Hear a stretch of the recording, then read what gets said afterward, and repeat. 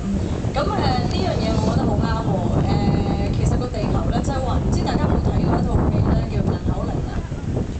有冇睇過各位嘅有睇過啊？即係講地球咧，當我哋人類滅絕咗之後咧，書嚟㗎嘛，應該係咪啊？都有套戲嘅，都有套戲嘅。咁其實想講咧，即係其實如果我哋咧唔喺個地球嗰度，我哋消失，人類真係消失咧，個地球唰一聲自己就會好翻嘅。其實咧真正需要保護嘅咧，唔係個地球啦，係我哋人類嘅持續生存咯。明白。有人話咧，其實即係好似香港咁啦，香港同挪威相差好遠㗎嘛，即係挪威你見到啲冰慢慢融化啦，但係我哋見到香港又冇冰啦，又冇啲即係嗰啲冰川嘅現象啦，咁好似唔關香港人事啊。咁你會見到即係如果你見到啲香港嘅即係我哋同學仔喺度啦，或者即將要做大嘅同學仔，你會覺得如果佢要從生活開始咧，佢哋應該做啲咩嚟？其實我哋雖然呢度冇冰啦，即係好似講地球暖化、冰川融化、水位上升呢，同我哋真係距離好遠，我哋又唔係住低窪地方，係咪特別？但係睇下我哋嘅空氣啦，睇下我哋周圍，譬如真係喺彌敦道行一個圈啦，你翻到屋企咧抹一抹個鼻哥窿咧係黑色嘅，咁呢一啲嘢都已經係好影響緊我哋嘅健康。其實我諗呢一啲係一啲好清楚嘅 signal 咯，話俾我哋知，我哋有好多嘅嘢可以做嘅。咁譬如最近我想宣傳少少添，我又參加咗一個嘅活動咧，叫做香港熄燈啊。咁就係呼籲大家唔節約嘅。咁有啲人就會覺得好笑啦。大家約埋同一個時間熄燈有乜用咧？熄燈1個鐘頭難道會救翻個地球麼？咁其實唔係呢一樣嘢，而係當中嘅象徵意義咧係講，我哋其實要改變我哋嘅生活，改善我哋嘅生活，就好似熄燈咁簡單。我哋只要大家真係有一個理念，全球嘅人可以喺同一時間一齊去做呢件事，做嗰個舉動就係咁簡單，熄一熄燈啫，就係咁樣咯。就即係嗰個講法，即係話其實要即係個青年人要自己積極參與，即係唔係話環保唔關自己事。其實咧，無論影響到即係自己又好，影響自己又好，其實積極嘅參與，即係其實我哋成日叫啲學生上堂嗰啲熄冷氣、熄呢個熄燈咁一樣嘅。其實雖然影響佢哋，但係咧其實係會對我哋環境有即係間接影響。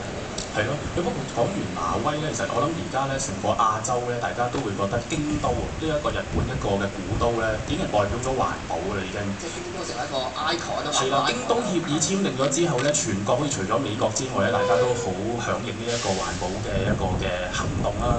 阿基都去過京都咁。我係啊，其實我有一次嘅交流係特登為咗京都嘅回收中心咧，就去即係做一個嘅實地嘅考察，咁希望將一啲嘅見到所見所聞帶翻嚟香港。咁我當時係帶咗一班香港嘅傑出學生去嘅。咁我哋其實都一路討論究竟喺日本所見咧有啲咩嘅感受。我哋都不約而同嘅一個感受就係咧，哇！原來做環保嘅措施啊、分類啊嗰樣嘢，的確係好貴嘅。講緊日本咧已經係用好高科技嘅方法。希望可以用到自給自足嘅方法咧，去處理垃圾啦、回收分類啦。但係佢哋其實每一年咧都仲蝕緊好多錢。蝕住做嘅。蝕住做嘅。但係對於日本一個洋洋大國嚟講咧，我諗佢哋花咁多嘅資源喺環保嗰度啦，當然有好強嘅象徵意義啦，亦都對於佢哋國家嘅形象係好有一個幫助啦。咁但係我喺嗰一次嘅即係交流嗰度咧，都睇到。我明白點解香港到而家環保嘅推動咧係步伐緩慢嘅，因為其實我諗以香港我哋嘅資源嘅分配嚟講咧，要做到一個好完善嘅回收啦，廢料嘅即係分類再用啊、再做啊，係有困難喺度嘅。咁所以我覺得，與其係要等我哋香港政府好似日本政府咁樣積極去做咧，香港市民大家都做下先啦，即係因為呢一樣係需要好多錢嘅嘢，都未必做到好多嘅事。咁我哋不如用我哋最民間嘅手法，人肉去環保啦，不如咁講。不過我諗你講得啱，其實咧係環保係有代價嘅，即係其實每人係要自己攞啲錢出嚟，譬如好似我哋要肯自己處理份嘅錢啦，或者係我哋要攞膠袋自己攞去買超級市場嘅時候，我哋嘅袋出嚟係要自己攞出嚟。最好先建議大家用熄燈呢樣嘢啦，其實大家建議買一個用人肉環保啦。不過係啊，不過我差唔多嘅成日呢個熄燈呢個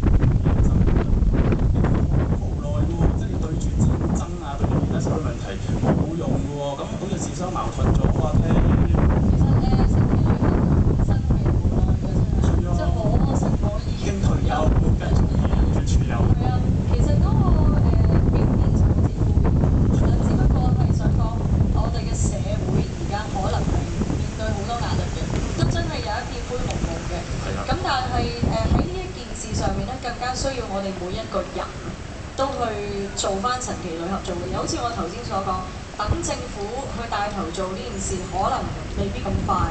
不如我哋每個人都做啦，其實同樣嘅道理咯。神奇女俠，儘管佢係即係神奇嘅，但係佢都做唔晒呢個地球嘅，係啦，都做唔到呢個世界所有嘢。但係我哋每個人都做神奇女俠做嘅嘢咧，哇個畫面就好唔同啦。不過我諗呢樣嘢係要即係每個人都覺得香港係自己屋企，所以其實香港自己個香港人嘅身份啦，香港嘅精神係好重要嘅。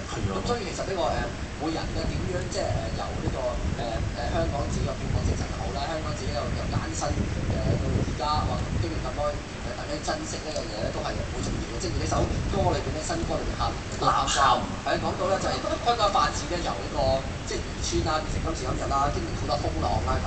咁其實每一次香港人都叫可以即係得到好多犧牲啊，好多勉勵自己啊，咁先可以即係去到今日時今日嘅香港。咁不如我講下呢首《吶喊精神》。好犀利㗎，教授你咁快喺環保嗰度，咁轉變咗過嚟香港精神嗰度，跟住就先入嚟吶喊嗰度，好犀利！果然係一個教授嚟嘅。馮教授係教授好嘢好嘢。咁講下我隻歌係嘛？其實隻歌咧講嘅嘢咧都幾香港故事嘅。吶喊嘅嘢咧，其實係講緊香港有一條漁村。好似而家講嗰時，好似啲小學嗰啲常識科咁樣，唔好意思啊。常識科係大學生嚟。就係香港有一條漁村，我哋香港亦都大家以前讀書都會講，我哋係缺乏天然資源嘅，亦都唔算有好長嘅歷史啊，去即係作為借鑑啊咁樣啦。咁但係就憑我哋即係香港人嘅一雙手同埋乒乓球精神，我哋由轉口港到咗今日成為一個金融中心，創造好多世界嘅紀錄啊！其實當中咧，我哋真係靠一份心嘅啫，即係我哋冇嘢好靠，冇靠山嘅，都可以走到嚟今時今日有咁輝煌嘅成績。其實你喺呢一段嘅歷史裏邊咧，大家應該感動嘅。咁到咗今時今日，我哋嘅社會好似面對好多問題，我哋亦都好似束手無策。我哋面對嘅世界經濟嘅不景氣咧，我哋作為香港一個小小嘅城市，亦都好似難以係逃脫呢一個隻大漩渦咁樣。咁但係我諗，儘管啦，好似有好多不利嘅因素喺外圍，但我哋作為香港人，應該有一份自強嘅心，覺得我哋係能夠渡過嘅。既然以前我哋都可以由得3幾個人一條漁村，到今日咁多個人一齊有咁好嘅生活，我哋都一定有機會可以渡過呢個難關。睇翻好多即係香港嘅流行曲啦。